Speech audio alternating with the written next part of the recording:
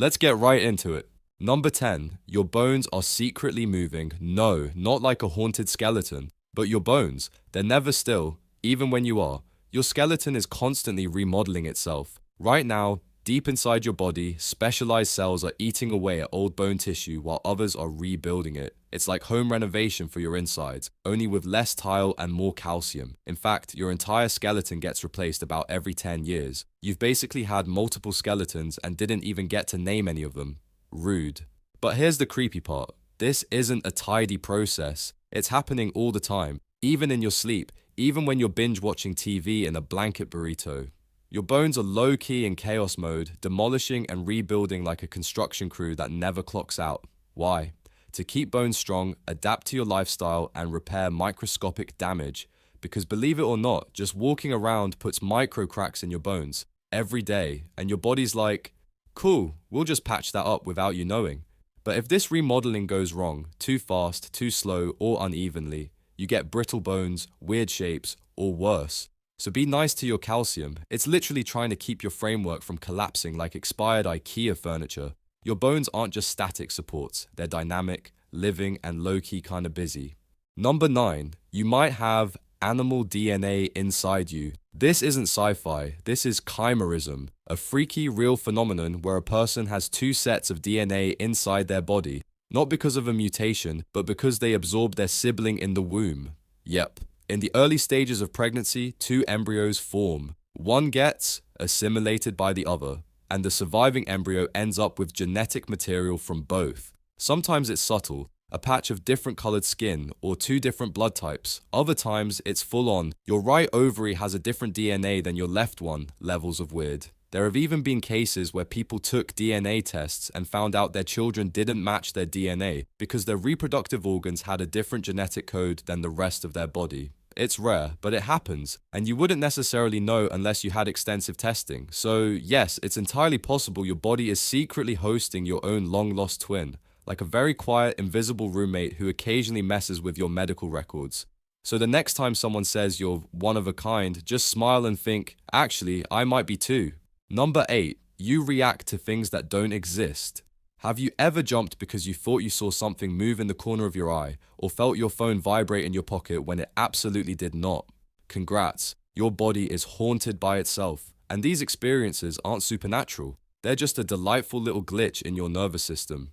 That phantom vibration? Super common. Around 9 out of 10 people report feeling it at some point. It's your brain misinterpreting random nerve activity as your phone trying to say, hi. This phenomenon is actually studied in psychology. They call it phantom vibration syndrome, which sounds like something you'd catch at Coachella, but nope. It's just your brain panicking over silence. And the shadowy flicker at the edge of your vision, that's your peripheral vision trying to fill in the gaps. Your brain doesn't like not knowing what's there, so it invents movement to make you feel extra safe. Spoiler, it does the opposite. These reactions are part of a broader category of pareidolia, the brain's love affair with spotting patterns where none exist. You know, like seeing faces in clouds, demons in wallpaper, or Jesus in a tortilla. Your body is constantly filtering and guessing what's going on around you, and sometimes those guesses are flat out wrong, but delivered with full confidence, like a toddler explaining gravity. Basically, your brain's job is to protect you, even if that means scaring the crap out of you over nothing. Number 7, you might have teeth you didn't ask for. Imagine going in for a dental x-ray and your dentist says, so, you've got extra teeth growing in your skull. That's not a line from a horror script. It's a real condition called hyperdontia, and it means your body decided the normal number of teeth simply wasn't ambitious enough. Most adults are supposed to have 32 teeth.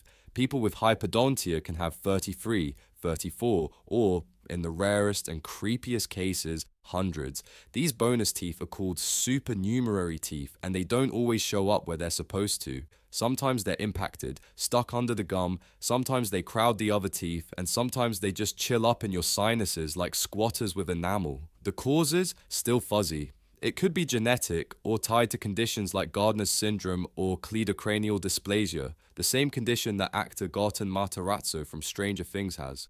Or maybe your body's just trying to turn you into a shark-human hybrid. Who's to say? Usually these rogue chompers are discovered during routine x-rays or when someone starts growing an incisor in a place teeth should absolutely not be growing, like the roof of the mouth. The good news, dentists can yank them out before they do too much damage. The bad news, your skull might be harboring a secret dental uprising. Thanks, body. This is why we have trust issues. Number 6, you make noise when you die. Let's keep the death party going, shall we? Contrary to Hollywood logic, when someone dies, they don't always go out with a silent, elegant exhale. Nope. Sometimes the body makes creepy, involuntary noises that sound like a haunted accordion having a panic attack. These sounds are caused by post-mortem gas release. As your organs shut down and your muscles relax, all the air trapped inside, lungs, stomach, intestines, comes out. And it doesn't care about your dignity. This can result in groaning, sighing, gurgling, even moaning. So yes, your body may quite literally complain after you've checked out. And if someone tries to move the body, even more sounds, sometimes even twitches or slight movements thanks to lingering nerve activity. Which, for the record, is a terrible thing to witness in a dark room with flickering lights and a vague sense that you've made a mistake. So no, you probably won't be around to enjoy the moment, but just know that when your body makes one last spooky grunt after death, you've officially joined the cast of Paranormal Activity, Organ Edition. Number 5, your ears never stop growing. You may stop growing at some point. Your bones chill out, your muscles peak, your metabolism goes on permanent vacation, but your ears, oh no, those bad boys are in it for the long haul. Thanks to a lovely combo of gravity and cartilage creep, your ears, and your nose by the way, keep growing as you age. Not because your cells are getting ambitious, but because cartilage doesn't calcify like bone. It just keeps on stretching, drooping, and generally ignoring the stop signs of time. By your 80s or 90s, your ears might be noticeably larger than they were in your youth, not because you evolved to hear grandkid complaints better, but because time and gravity teamed up to tug your face south.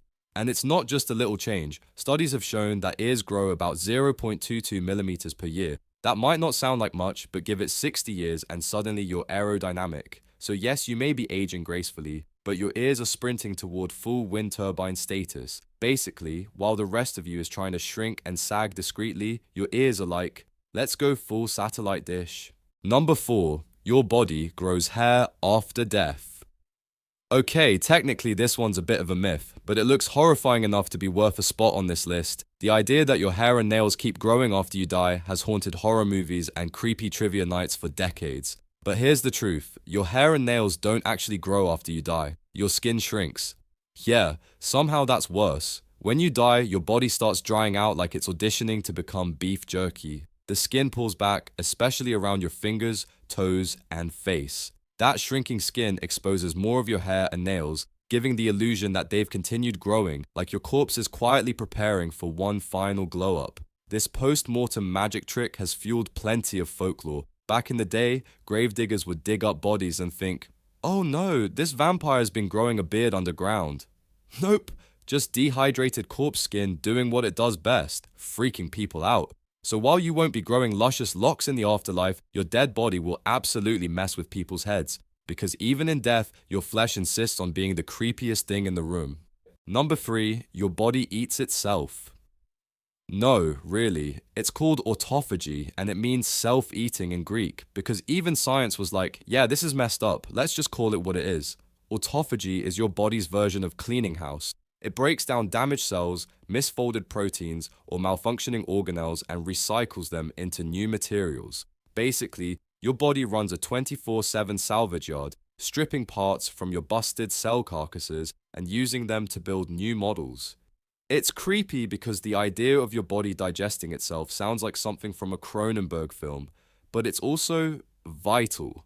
Without autophagy, your insides would be a hoarder's nest of cellular garbage and protein sludge. This process kicks into overdrive during fasting, illness, or stress. Your body's like, no groceries? Cool, I'll just eat this broken mitochondrion in the corner. Efficient and horrifying, like a robot chef with a taste for its own wiring. Autophagy is also linked to longevity, disease prevention, and maybe even anti-aging. So while the concept is nightmare fuel, the result is cleaner, leaner, meaner cells. Just remember, part of staying alive involves a tiny, constant cannibalism happening inside you, and that's just biology being biology. Number 2, your brain paralyzes you every night. Every single night, your brain essentially pulls the plug on your entire body. Not out of spite, we think, but to stop you from acting out your dreams like a sleepwalking action figure. It's called REM atonia, and it kicks in during REM sleep, the stage where your brain decides to throw a cinema-quality hallucination party while your body is bolted to the floor. Your muscles go limp, your limbs are temporarily paralyzed, and you become a fully conscious potato in your head. This is great because it prevents you from jumping out a window while dreaming about ninja fights. But occasionally, your brain gets the timing wrong, and that's when things get super creepy. Enter sleep paralysis, the waking nightmare where your mind is awake, but your body is still in lockdown mode. You can't move, you can't scream, and often your brain decides to spice things up with bonus hallucinations, shadow people, pressure on your chest, whispers in your ear. Delightful. Sleep paralysis affects around 8% of people and is often triggered by stress, irregular sleep, or sleeping on your back like a trusting fool.